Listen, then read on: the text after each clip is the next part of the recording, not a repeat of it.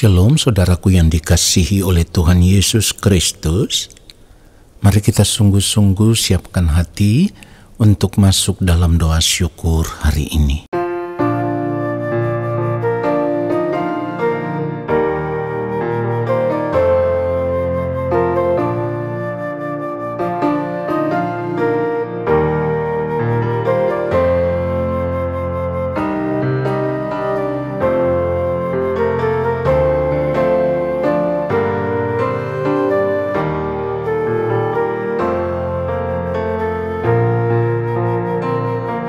Satu hal telah ku minta kepada Tuhan, itulah yang ku ingini. Satu hal telah ku minta kepada Tuhan, itulah yang ku ingini.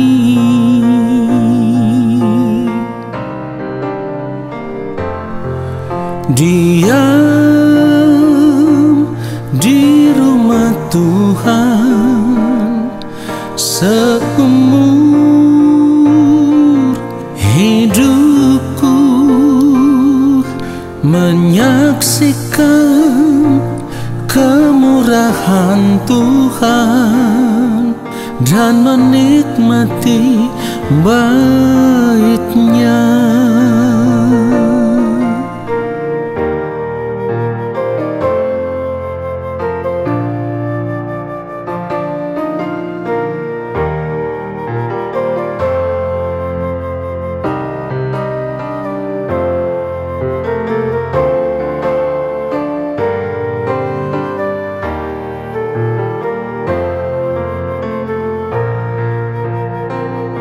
Satu hal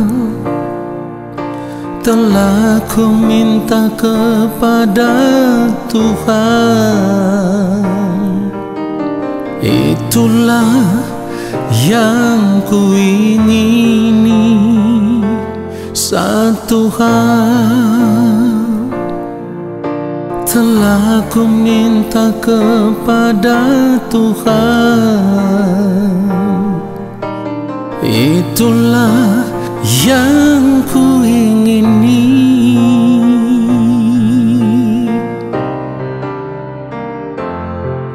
Diam di rumah Tuhan seumur hidupku, menyaksikan kemurahan Tuhan dan menikmati bait-Nya.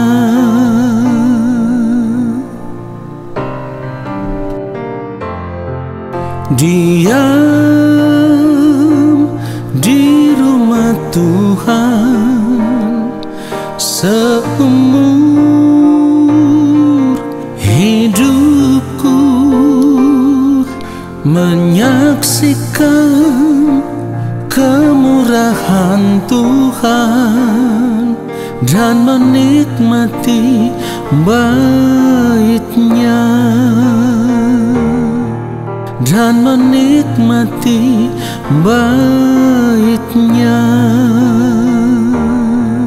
dan menikmati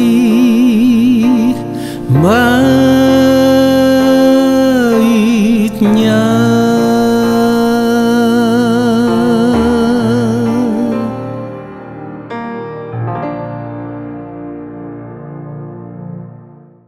Mari kita berdoa.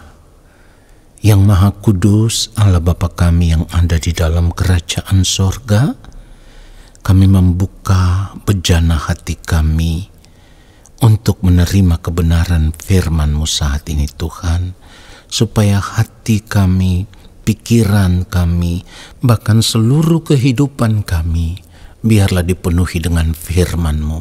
Lalu kami mau hidup seturut dengan firman-Mu ya Allah. Urapi hamba-Mu ya Tuhan untuk menyampaikan kebenaran firman-Mu seperti yang Engkau kehendaki. Di dalam nama Tuhan Yesus Kristus kami berdoa. Amin. Saudaraku yang dikasihi oleh Tuhan Yesus Kristus, kita semua pasti tahu, kita semua pasti menyadari suatu saat nanti pada akhirnya kita akan tiba pada akhir perjalanan kehidupan kita di dunia ini. Kita sudah tahu tidak selamanya kita ada di dunia ini. Kita sudah tahu firman Tuhan katakan masa hidup kita di dunia ini hanya 70 tahun, kalau kita kuat 80. Tetapi itu pun kebanggaannya adalah kesukaran dan penderitaan. Ini yang harus kita sadari. Jadi kita harus benar-benar menghayati realitas hidup yang tidak bisa kita tolak. Apa itu? Realitas hidup itu adalah suatu saat nanti kita pasti menutup mata. Artinya perjalanan kehidupan kita di dunia ini pasti akan berakhir. Tetapi yang harus kita persoalkan, ketika perjalanan hidup kita di dunia ini berakhir, di kekekalan nanti kita berada di tempat yang mana? Sudah sering kali saya katakan, hanya ada 2 tempat, rumah Allah Bapa di sorga dan api kekal. Tentu sebagai orang percaya pasti kita berkata kita rindu supaya berada di rumah Allah Bapa di sorga. Persoalannya adalah, apakah dalam perjalanan kehidupan kita saat ini, kita sedang mengarahkan fokus hidup kita tertuju kepada rumah Allah Bapa di sorga? Ini yang menjadi persoalan, saudaraku. Karena sebagai orang percaya tentu kita berkata, kita rindu ada di rumah Allah Bapa di sorga, tetapi di dalam setiap gerak kehidupan kita, langkah hidup kita, kita masih berjalan mengikuti jalan dunia. Ini persoalannya. Kalau kita masih berjalan mengikuti jalan dunia, pada akhirnya kuasa kegelapan akan selalu berusaha merangsang keinginan diri kita untuk menikmati dunia ini. Karena kita masih ada di jalan dunia. Kita belum berjalan pada jalan yang benar. Dan seharusnya kita sadar jalan yang benar yang akan membawa kita berjalan menuju rumah Allah Bapa di sorga itu hanya ada satu. Jalan yang kita temukan di dalam Tuhan Yesus Kristus, di mana firman Tuhan katakan di dalam Yohanes 14 ayat 6, kita bisa menemukan perkataan Tuhan Yesus yang seharusnya membuat kita mengambil keputusan untuk berjalan mengikuti jalan itu. Sebab Tuhan Yesus berkata begini, "Akulah jalan dan kebenaran dan hidup. Tidak ada seorang pun yang datang kepada Bapa kalau tidak melalui Aku." Jadi kalau kita sudah tahu, sekarang kita berada di dalam Yesus, itu artinya kita berada di jalan yang benar. Di jalan inilah kita akan berjalan menuju rumah Allah Bapa di sorga. Tentu berjalan mengikuti jejak hidupnya yang mulia Tuhan Yesus Kristus.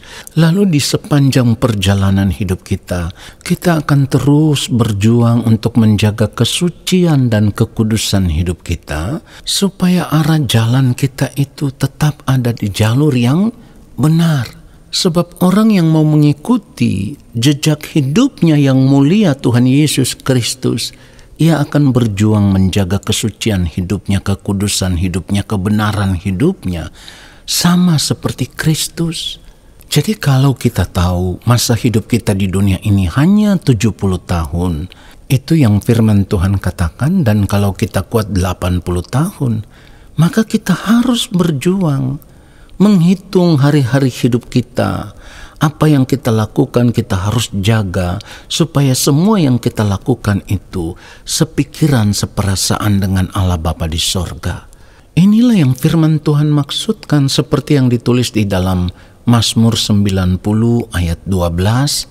Dikatakan, "Ajarlah kami menghitung hari-hari kami sedemikian hingga kami beroleh hati yang bijaksana."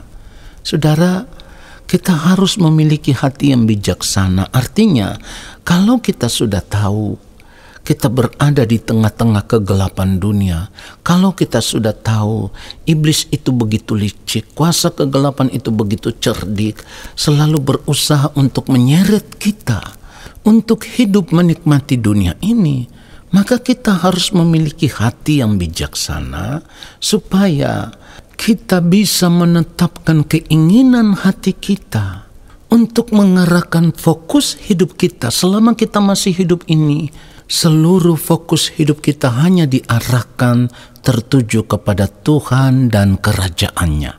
Supaya ketika kita menghadapi tawaran-tawaran dunia yang merupakan cara iblis untuk membawa kita menjauh daripada Tuhan, karena hati yang bijaksana itulah kita bisa menentukan pilihan hidup yang benar. Kita tahu kalau masa hidup di dunia ini sementara, lalu kita menetapkan hati untuk hidup menikmati dunia ini sesuai dengan apa yang iblis tawarkan atau kuasa kegelapan tawarkan kepada kita saat kita masih hidup di dunia ini, berarti kita sedang menggiring kehidupan kita berjalan menuju kebinasaan.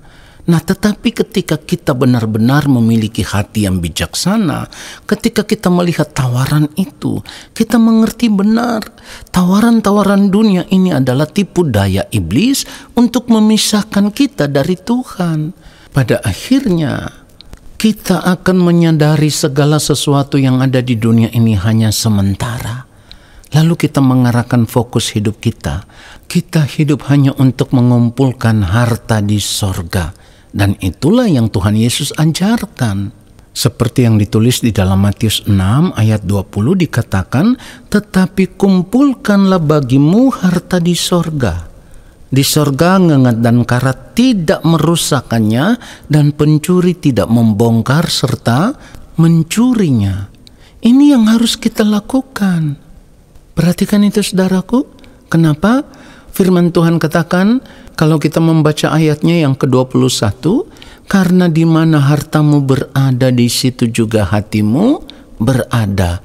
Jadi kalau kita membiasakan diri untuk mengarahkan fokus hidup kita hanya tertuju kepada tawaran-tawaran dunia ini, saudaraku, maka hal itu sama dengan kita sedang mengumpulkan harta yang sia-sia, harta yang fana, harta yang sementara, harta yang tidak akan bisa kita bawa sampai kita menutup mata.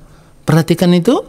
Tetapi kalau saat ini kita memiliki hati yang bijaksana, lalu kita hanya mau mencari Tuhan saja, karena kita tahu benar masa hidup kita di dunia ini singkat sekali, maka kita tidak akan menyia-nyiakan masa hidup kita yang singkat di dunia ini. Kita akan terus berusaha mencari Tuhan. Kita tidak mencari yang lain. Kita membangun persekutuan dengan Tuhan.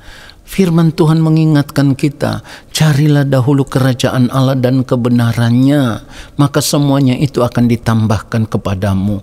Artinya kalau kita mendahulukan mencari kerajaan Allah, mengarahkan fokus hidup kita hanya tertuju kepada Tuhan dan kerajaannya, maka di sepanjang hari hidup kita, Tuhan akan terus menambahkan kepada kita hikmat untuk bisa mengerti apa yang menjadi kehendak Tuhan, lalu kita hidup hanya untuk melakukan kehendak Allah Bapa di sorga, sama seperti Tuhan Yesus hidup hanya untuk melakukan kehendak Allah Bapa di sorga. Dan buahnya, ketika nanti kita menutup mata, kita akan menuai hidup yang kekal, yaitu kehidupan yang penuh dengan kemuliaan Allah.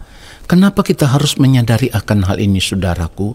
Sebab sebagai orang percaya, kita harus benar-benar sadar di dalam Tuhan Yesus Allah memilih kita, supaya kita bisa menjadi anak-anaknya di kerajaannya nanti.